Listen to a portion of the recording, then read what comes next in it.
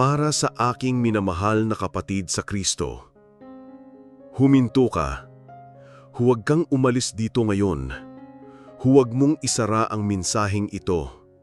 Ginabayan ako ng Diyos sa eksaktong sandaling ito para kausapin ng iyong puso.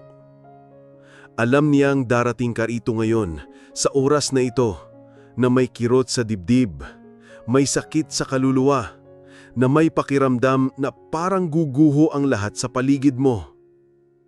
Nagising ka ba ngayon at nag-iisip, worth it pa ba na ipagpatuloy ang paglaban? Tumingin ka sa salamin at bumulong, Diyos, nasaan ka? Naramdaman mo ang bigat ng mundo sa iyong mga balikat at bumulong, hindi ko na kaya. Ngunit may mahalaga akong balita para sa iyo. Sinabi ng Diyos na sabihin ko sa iyo ang isang bagay na ganap na magpapabago sa iyong pananaw tungkol sa mahirap na panahong pinagdadaanan mo. Sinabi niya, sabihin mo sa aking anak, sabihin mo sa aking anak na babae na ako ay gumagawa. Kahit na hindi nila nakikita, kahit na ang lahat ay tila tahimik, ginagalaw ko ang langit at lupa para sa kanila. Alam mo ba kung bakit ka nakarating dito ngayon? Dahil hinipo ng banal na Espiritu ng Diyos ang iyong puso at sinabing, umalis ka, kailangan mong pakinggan ang sasabihin ko. Hindi ito nagkataon. Hindi ito sinasadya. Ito ang walang kondisyong pag-ibig ng Ama sa Langit na gumagabay sa iyo sa salitang ito. Sa sandaling ito, habang binabasa mo o pinakikinggan mo ang mga salitang ito, ang mga anghel ay pinapakilos para sa iyong kapakanan. Ang mga pinto na tila walang hanggan nang nakasara ay binubuksan. Ang mga pusong hindi napapatawad ay pinalalambot. Ang mga sitwasyong imposibleng mangyari ay binabaliktad. Diyos ay bumubulong sa iyong espiritu ngayon. Mahal kong anak, aking mahalagang anak, hindi kita kailanman iniwan.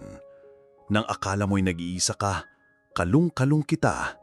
Nang akala mo'y kinalimutan na kita, inayos ko ang bawat detalye ng iyong tagumpay. Ang salita ng Panginoon para sa iyo ngayon ay hindi tungkol sa obligasyon, hindi sa paghuhusga, hindi sa paniningil. Ito ay salita ng bagong pag-asa. Ito ay salita ng naibalik na pananampalataya. Ito ay salita na magpapabalik sa lakas ng tibok ng iyong puso, sa ningning ng iyong mga mata, at sa awit ng iyong kaluluwa. Malapit ka nang makarinig ng isang bagay na magbabago, hindi lamang sa iyong araw, kundi sa buong paglalakbay mo mula ngayon. Ihanda ang iyong puso. Buksan ang iyong isip. Hayaan mong maging bukas ang iyong kaluluwa dahil may espesyal na paraan sa iyo ang Diyos. Huwag kang sumuko ngayon. Huwag kang tumigil sa paglaban ngayon. Huwag kang tumigil sa paniniwala ngayon. Dahil sa sandaling ito, kapag ang lahat ay tila mas madilim, malapit ng pasikatin ng Diyos ang bukang liwayay ng iyong bagong panahon. Bago tayo magpatuloy, may mahahalagang hiling ako sa iyo. Kung ang mensaheng ito ay tumatagos na sa iyong puso, kung nararamdaman mo nang talagang nagsalita sa iyo ang Diyos hanggang ngayon, nais kong gawin mo ang 3 bagay. Mag-subscribe sa channel na ito at i-activate ang bell notification. Bakit? Dahil ginagamit ng Diyos ang espasyong ito upang maghatid ng mga salita ng buhay, pag-asa at pagbabago sa libo-libong tao. Kapag nag-subscribe ka, sinasabi mo, Panginoon, gusto kong patuloy na marinig ang iyong sasabihin sa aking buhay. Mag-iwan ng komento dito sa ibaba. Maaring ito ay isang kahilingan sa panalangin. Isulat ng manalangin kayo para sa akin at ibahagi ng maikli kung para saan mo kailangan ang aming panalangin. Maaring ito ay isang kapatotoo. Ikwento kung paano kumilos ang Diyos sa iyong buhay. O simpleng isulat ng Amen upang kumpirmahin na naniniwala ka sa salitang ipinangangaral. Halika, Samahan mo ako sa isang paglalakbay.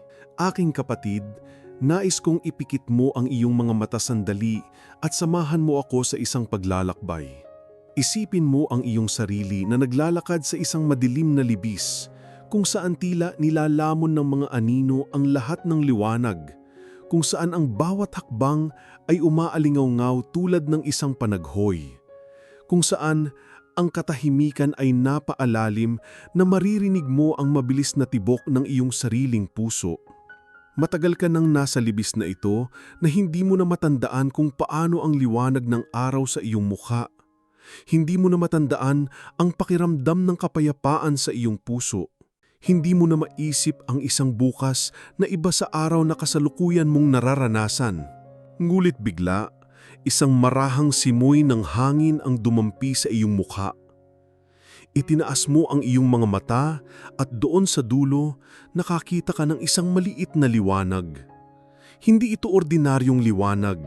Ito ay liwanag na nag-iilaw, nagva-vibrate, na tila tinatawag ka sa iyong pangalan. At isang pamilyar na tinig ang bumubulong sa iyong tanga. Bumangon ka, anak ko. Bumangon ka, aking anak na babae. Dumating na ang iyong oras. Ang liwanag na ito, mahal ko, ay ang pag-asa na binubuksan ng Diyos sa iyong puso sa sandaling ito. Hindi ito pag-asa na nakabatay sa mga sitwasyon. Hindi ito pag-asa na nakasalalay sa kung ano ang nakikita mo sa paligid mo. Ito ang supernatural na pag-asa na direktang nagmumula sa trono ng biyaya. Alam mo ba kung bakit ka magkakaroon ng pag-asa ngayon? Dahil ang Diyos na naglabas sa mga Israelita mula sa Ehipto ay ang iyong Diyos ngayon. Ang Diyos na nagbukas sa dagat na pula ay ang iyong Diyos ngayon. Ang Diyos na nagpagiba sa mga pader ng Jericho ay ang iyong Diyos ngayon. At hindi siya nagbago. Patuloy siyang gumagawa ng imposible. Patuloy siyang nagbubukas ng mga landas kung saan walang landas. Patuloy siyang sumusulat ng mga kwento ng tagumpay sa buhay ng mga naniniwala sa Kanya kahit na ang lahat ay tila sumasalungat. Ulitin mo sa akin ng malakas ng may pananampalataya sa iyong puso. Idineklara ko na ang aking pag-asa ay nakasalig sa Diyos. Idineklara ko na ang mga pangako ng Diyos para sa aking buhay ay hindi nabigo. Idineklara ko na ang pinakamabuti ng Diyos para sa akin ay darating pa. Ang Biblia ay nagtuturo sa atin na ang Diyos ay may mga kaisipan ng kapayapaan para sa atin at hindi ng kasamaan upang bigyan tayo ng pag-asa at kinabukasan. Nangangahulugan ito na kahit ngayon, sa gitna ng bagyong iyong kinakaharap, planado na ng Diyos ang iyong tagumpay. Inilarawan na niya ang daan ng iyong pagpapanumbalik. Inihanda na niya ang lupa para sa iyong pagsulong. Ulitin mo sa akin ng malakas ng may pananampalataya sa iyong puso. Idineklara ko na ang aking pag-asa ay nakasalig sa Diyos. Idineklara ko na ang mga pangako ng Diyos para sa aking buhay ay hindi nabigo. Idineklara ko na ang pinakamabuti ng Diyos para sa akin ay darating pa. Ang Biblia ay nagtuturo sa atin na ang Diyos ay may mga kaisipan ng kapayapaan para sa atin at hindi ng kasamaan upang bigyan tayo ng pag-asa at kinabukasan. Nangangahulugan ito na kahit ngayon, sa gitna ng bagyong iyong kinakaharap, planado na ng Diyos ang iyong tagumpay. Inilarawan na niya ang daan ng iyong pagpapanumbalik. Inihanda na niya ang lupa para sa iyong pagsulong. Kailangan mong maunawaan ng isang napakahalagang bagay. Ang pag-asang Kristiyano ay hindi isang ilusyon. Hindi ito positibong pag-isip, hindi ito self-help. Ang pag-asang Kristiyano ay ang ganap na katiyakan na tutuparin ng Diyos ang bawat salita Kanyang sinabi tungkol sa iyong buhay. Nang si Abraham ay 99 na taong gulang at si Sara ay 70, at sa pananaw ng tao ay imposible para sa kanila na magkaroon ng mga anak, sinasabi ng Biblia na si Abraham ay laban sa pag-asa, naniwala sa pag-asa. Hindi siya tumingin sa mga sitwasyon, tumingin siya sa mga pangako ng Diyos. At ang resulta? Isinilang si Isaac. Huminto sandali, Huminga ng malalim at hayaang tumagos ang katotohanan ito sa iyong espiritu. Hindi kailanman nangako ang Diyos ng isang bagay na hindi niya kayang tuparin. Kailanman. Bawat pangako na ginawa niya para sa iyo ay matutupad sa kanyang panahon, sa kanyang paraan, ngulit matutupad. Marahil ay dumadaan ka sa krisis pinansyal at hindi mo alam kung paano mo babayaran ang mga bills ngayong buwan. Bumabulong ang Diyos sa iyong puso. Ako, si Jehovah Jireh, ang iyong tagapaglaan, aalagaan kita. Marahil ay nakakaranas ka ng karamdaman at hindi mahanap ng mga doktor ang solusyon. Idinedeklara ng Diyos sa iyong buhay, ako, si Jehovah Rapha, ang Diyos na nagpapagaling sa iyo. Sa pamamagitan ng aking mga sugat ay gumaling ka. Marahil ay nabubuhay ka sa isang krisis sa pag-aasawa at tila nauubos na ang iyong kasal.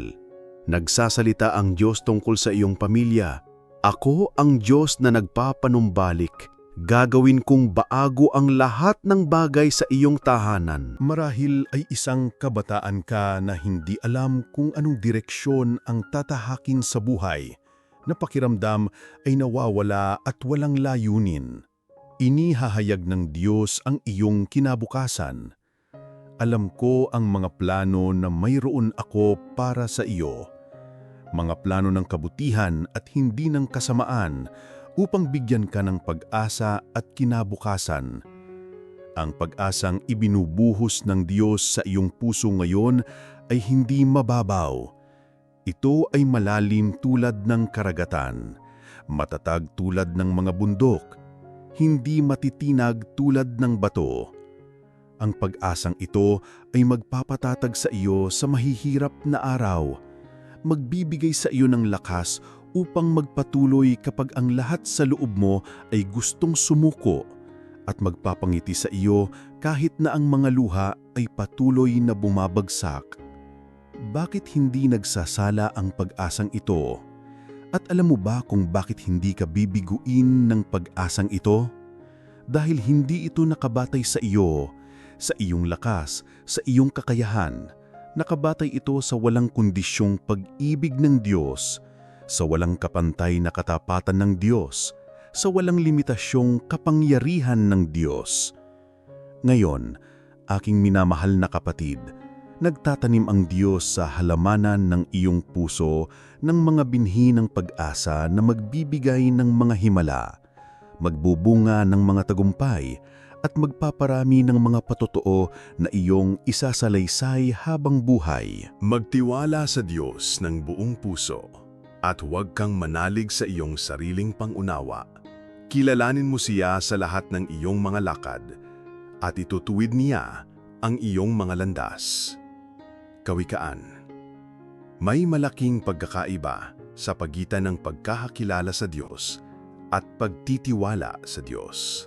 Maaari mong alam ang lahat ng kwento sa Biblia, maaaring kabisado mo ang mga talata, maaaring matagal ka nang nagsisimba. Ngunit kapag dumating ang bagyo sa iyong buhay, ang tanong ay, talaga bang nagtitiwala ka sa Diyos? Ang pagtitiwala ay hindi nangangahulog ang hindi ka matatakot. Ang pagtitiwala ay nangangahulog ang kahit may takot, pinipili mong maniwala na nasa kontrol ang Diyos. Ang pagtitiwala ay hindi nangangahulog ang maiintindihan mo ang lahat ng nangyayari. Ang pagtitiwala ay nangangahulog ang tinatanggap mo na ang mga paraan ng Diyos ay mas mataas kaysa sa iyong mga paraan. Ang kwento ni Pedro at ang paglalakad sa tubig. Gusto kong ikwento sa iyo ang tungkol kay Pedro. Nang sabihin sa kanya ni Jesus, "Halika," at sinimulan ni Pedro ang paglalakad sa ibabaw ng tubig, hindi niya naiintindihan ang pisik sa likod nun. Hindi niya maipaliwanag kung paano ito posible. Ngunit nagtitiwala siya sa salita ni Jesus. At habang nanatili ang kanyang mga mata kay Jesus, nangyari ang imposible. Ang problema ay hindi ang paglubog ni Pedro. Ang problema ay inalis ni Pedro ang kanyang mga mata kay Jesus at ibinaling sa mga sirkumstansya. Sa sandaling nag-focus siya sa hangin at sa mga alon, sinimulan niya ang paglubog. Ngulit gayunpaman, iniabot ni Jesus ang kanyang kamay at iniligtas siya. Ang kwento ni Pedro at ang paglalakad sa tubig. Gusto kong ikwento sa iyo ang tungkol kay Pedro. Nang sabihin sa kanya ni Jesus, "Halika," at sinimulan ni Pedro ang paglalakad sa ibabaw ng tubig, hindi niya naintindihan ang physics sa likod niyon. Hindi niya maipaliwanag kung paano ito posible. Ngulit, nagtitiwala siya sa salita ni Jesus. At habang nananatili ang kanyang mga mata kay Jesus, nangyari ang imposible. Idakila mo sa akin ngayon. Pinipili kong magtiwala sa Diyos higit sa aking mga emosyon. Pinipili kong magtiwala sa Diyos higit sa opinyon ng mga tao. Alam mo ba kung ano ang numero unang kalaban ng pagtitiwala? Ito ay ang pagkontrol. Gusto nating kontrolin ang lahat, kung kailan mangyayari ang mga bagay, kung paano mangyayari, kung bakit nangyayari. Ngulit bumubulong ang Diyos sa ating puso. Ibigay mo ang iyong daan sa Panginoon, magtiwala ka sa Kanya at Siya ang gagawa ng lahat. Ang salitang ibigay dito sa orihinal na Hebrew ay nangangahulugan ay igulong. Para itong pagkuha ng mabigat na pasanin na hindi mo kayang dalhin at igulong ito sa mga balikat ng isang mas malakas. Kapag ibinibigay mo ang iyong mga daan sa Panginoon, sinasabi mong, "Diyos, hindi ko na kayang dalhin ito ng mag-isa. Igugulong ko sa iyo ang lahat ng aking problema, lahat ng aking alalahanin, lahat ng aking mga kabalisaan." Ngunit tandaan, ang hindi pagbibigay ay pagsuko. Ang pagbibigay ay pagkilala na may isang walang hanggang mas dakila, mas matalino, at mas makapangyarihan upang harapin ang sitwasyon. Ang pagbibigay ay pagbitaw sa kontrol upang makamit ang kapayapaan. Naaalala mo ba ang kwento ni Jose ng Egypto? Ipinagbili siya ng kanyang sariling mga kapatid bilang alipin. Siniraan siya ng asawa ni Potifar. Nakalimutan siya sa bilangguan sa loob ng maraming taon. Kung si Jose ay nag-focus lamang sa mga sitwasyon, may karapatan siyang maghimagsik laban sa Diyos. Ngunit pinili ni Jose ang magtiwala. At ang resulta, pagkalipas ng ilang taon, nang ipahayag niya ang kanyang sarili sa kanyang mga kapatid, sinabi niya ang linyang iyon na nagmamarka ng pagkakaiba sa pagitan ng isang taong nagtitiwala sa Diyos at isang taong hindi. "Kayo'y nagplano ng masama laban sa akin, ngunit ginawa ito ng Diyos para sa ikabubuti." Huminto ka ngayon at mag-isip. Anong sitwasyon sa iyong buhay ang tila wala sa kontrol ng Diyos? Ano ang dahilan para magduda ka sa seguridad ng Diyos? Ano ang dahilan para questionin mo ang mga plano ng Diyos? Ngayon, pakinggan mo ang sinasabi ng Diyos sa iyo. "Akin anak, binabago ko sa kabutihan ang lahat ng inaakala ng kaaway na masama sa iyong buhay. Bawat luhong iyong ibinuhos ay binabago tungo sa kagalakan. Bawat gabi ng paghihirap ay binabago tungo sa umaga ng tagumpay. Bawat pintong nagsara ay naghahanda sa iyo para sa isang mas malaking pinto na aking bubuksan." Ang pagtitiwala sa Diyos ay hindi bulag. Ito ay nakabatay sa Kanyang katangian. Diyos ay tapat. Hindi niya kailanman sinisira ang isang pangako. Diyos ay mapagmahal. Lagi niyang hinahanap ang iyong ikabubuti. Diyos ay makapangyarihan. Walang imposible para sa Kanya. Diyos ay tiyak.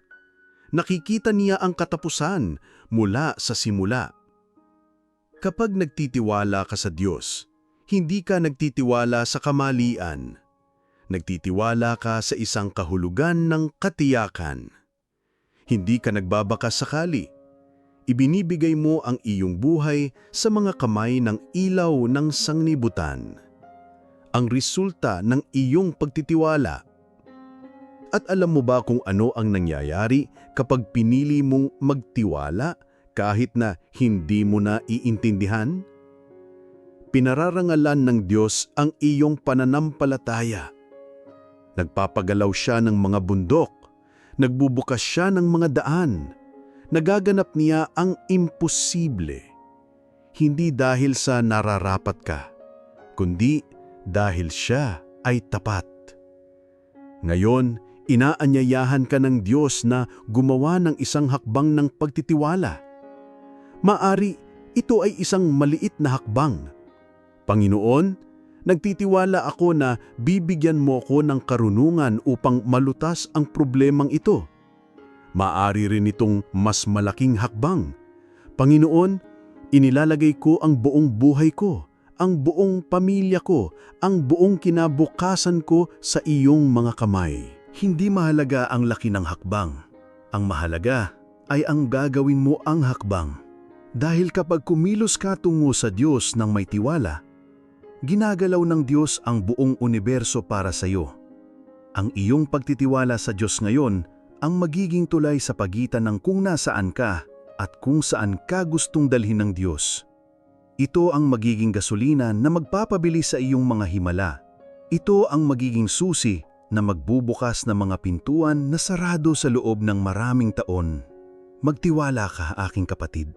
Magtiwala ka. Sinusubukan ng Diyos na patunayan sa iyo na siya ay karapat-dapat sa lahat ng pagtitiwalang inilalagay mo sa Kanya. Ngayon, ang pananampalataya ay ang katiyakan ng mga bagay na inahasahan, ang patunay ng mga bagay na hindi nakikita. Hebreo, ang pagsilang ng himala sa buhay ng bawat anak ng Diyos. May isang bagay na supernatural na nangyayari kapag ang tunay na pananampalataya ay gumagana sa buhay ng isang anak ng Diyos. Hindi ito pagpapaniwala sa sarili. Hindi ito positibong pag-iisip. Hindi ito pagtanggi sa katotohanan. Ito ang pananampalatayang biblikal, iyong nagpapagalaw sa kamay ng Diyos, nagpapabago sa mga banal na takdang panahon, at nagpapabilis sa mga himala. Ang tunay na pananampalataya ay may kakaibang katangian. Hindi ito nakabatay sa kung ano ang nakikita, kundi sa kung ano ang sinabi ng Diyos. Kapag ang lahat ay tumitingin sa iyong sitwasyon at nagsasabing imposible, ang pananampalataya ay bumubulong, ngulit sinabi ng Diyos. Kapag ang mga sitwasyon ay sumisigaw ng hindi kailanman magtatagumpay, ang pananampalataya ay nagdedeklara, ngulit nakasulat. Ang pananampalatayang nagpapagalaw sa kamay ng Diyos. Gusto mo bang malaman kung ano ang nagpapaiba sa mga taong nakakaranas ng mga himala sa mga taong nakakarinig lamang tungkol sa mga himala? Ito ang antas ng pananampalataya na kanilang ginagamit. Hindi ito ang laki ng pananampalataya. Sinabi ni Jesus na kung mayroon tayong pananampalataya na gaya ng butil ng mustasa, mapapagalaw natin ang mga bundok. Ito ang kalidad ng pananampalataya. Ito ang aktibong pananampalataya. Ito ang pananampalatayang hindi lamang naniniwala, kundi gumagana batay sa pinaniniwalaan. Ang pagsilang ng himala sa buhay ng bawat anak ng Diyos. May isang bagay na supernatural na nangyayari kapag ang tunay na pananampalataya ay gumagana sa buhay ng isang anak ng Diyos. Hindi ito pagpapaniwala sa sarili, hindi ito positibong pag-iisip, hindi ito pagtanggi sa katotohanan. Ito ang pananampalatayang biblikal, iyong nagpapagalaw sa kamay ng Diyos, nagpapabago ng mga banal na takdang panahon at nagpapabilis ng mga himala. Idakila mo sa akin ngayon. Itaas mo ang iyong kanang kamay at ideklara mong kasama ako.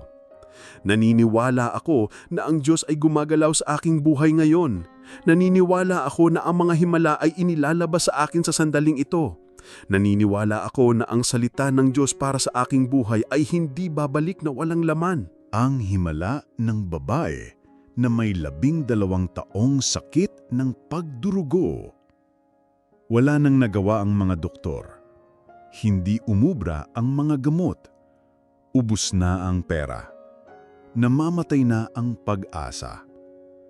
Ngunit nang marinig niyang dumadaan si Jesus, may nagliyab sa kanyang kalooban, pananampalataya.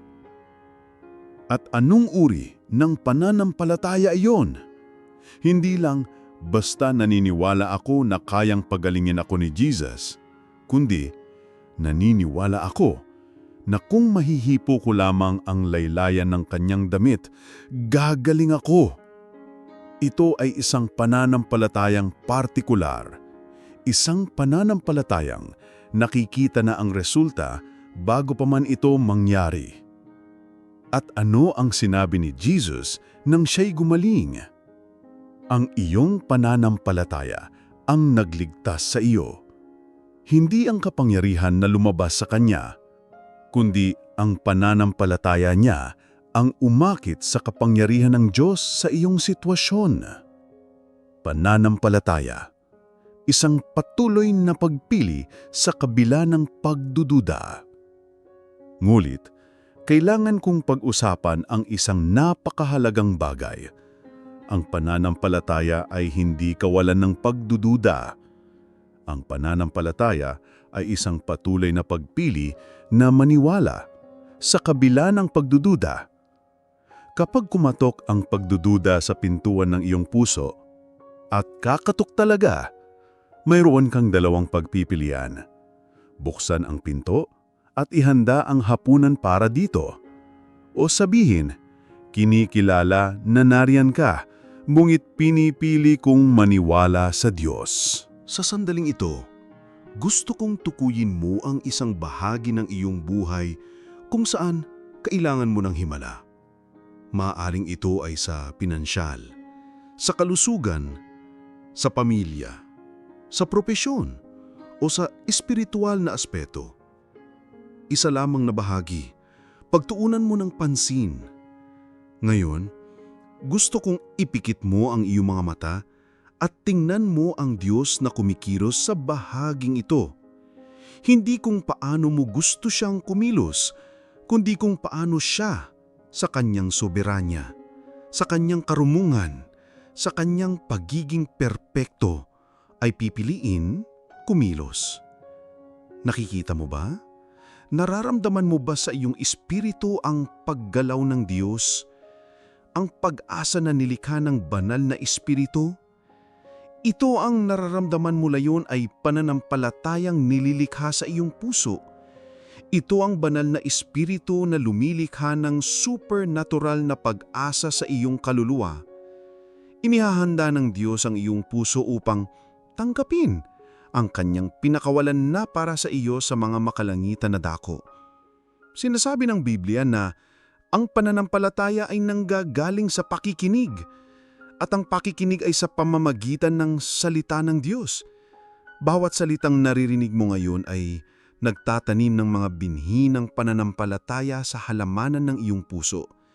At ang mga binhing ito ay tutubo, lalago, dadami, at magbubunga na hindi mo man lang naiisip. Pananampalataya na may gawa.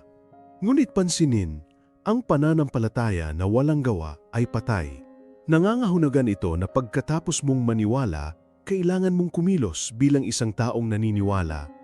Kung nananalangin ka para sa isang trabaho, kailangan mong gumawa ng resume, maghanap ng mga bakante, at maghanda para sa mga interview. Kung nananalangin ka para sa paggaling, kailangan mong alagaan ang iyong kalusugan, sundin ang mga payo ng doktor, ngunit magtiwala na ang Diyos ang may huling salita. Ang pananampalataya ay hindi pasibo. Ang pananampalataya ay dinamiko.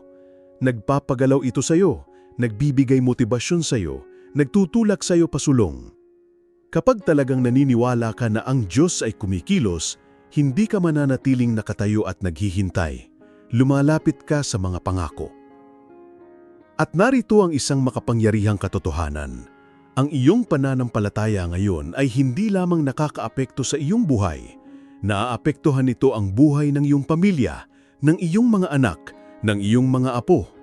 Kapag sinira mo ang mga siklo ng kawalan ng pananampalataya sa iyong henerasyon, nagpapalabas ka ng mga tagumpay para sa mga susunod na henerasyon.